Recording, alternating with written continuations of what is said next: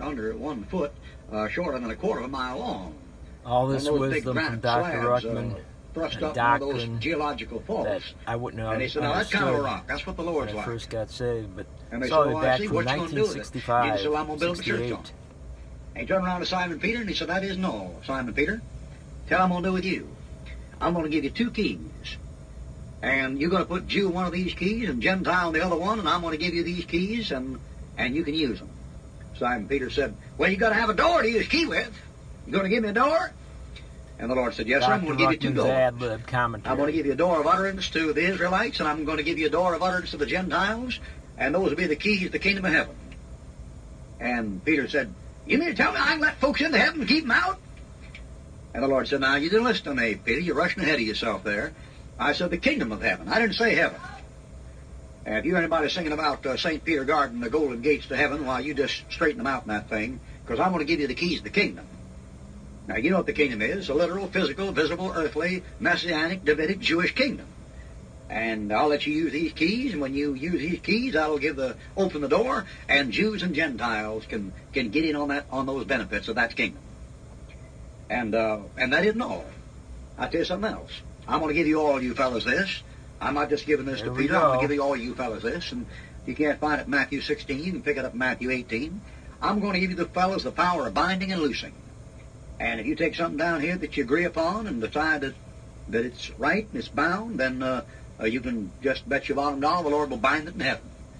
I mean, He won't let you bind anything down here He hasn't fixed first. And whatever you loose down here will be loosed up there. And they said, what you talking about, Lord? You talking about tying up boats to the wharf or what? And He said, no, I'm talking about disagreements and arguments and agreements among yourselves. And if you don't iron the thing out here, you don't have to iron it out later. You can let it loose down here and forgive and forget, or you can bind it and hold it down here. And then you'll have to settle it later. And I'm going to give you fellas power later, and I'm going to tell you about that a little bit later on, but I'm not quite ready to give it to you yet. And while we're along this line, I think it's about time I tell you fellas something, and I know you may take this kind of hard matter to understand, but even though I'm the Messiah, the anointed of God, the King of the Jews, I'm not going to sit down on David's throne this time.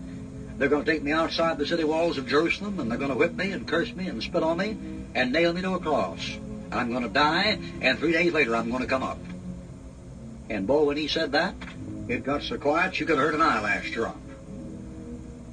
And Simon Peter said, "Did I get you right there, Lord? Did I hear you were right? Would you come through that thing again?" And Jesus said, I'm going to die. They're going to crucify me. They're going to nail me to a cross. They're going to bury me, and the 3rd day I'm going to come up from the dead. And Peter got kind of red in the face and said, now, Lord, they're not going to do nothing like that to you. Now, you may think they are, but they're not. They're not going to cuss you out and nail you to no cross. They're going to have me to deal with before they do that. They ain't going to do that. Well, I'll break every bone in their body. No, they're going to treat you like a palm around. No sirree, bud. And Jesus said, get behind me, Satan. Yep. You're after the things of men again. You don't care anything about the things of God.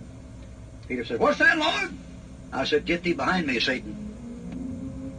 Peter said, Lord, you talking to me? You ain't calling me that, are you? And Jesus said, Simon Peter, you're not smart enough yet to know when the devil's working through you and when he's not. But I recognize him, had long deals with him for many years. And Simon Peter, doesn't lie in your flesh to want a cross. Right. Doesn't lie in your flesh to desire the things of God. That's right. Crucifixion, self-denial. But you're going to learn one of these days. You're going to learn the hard way. Yep. And I know a cross doesn't sound like much to you. But if any man wants to come after me, you're going to have to deny himself and take up this cross and follow me. Amen. Because I didn't come to be ministered unto, Simon Peter. I came to minister and to lay down my life as a ransom for many.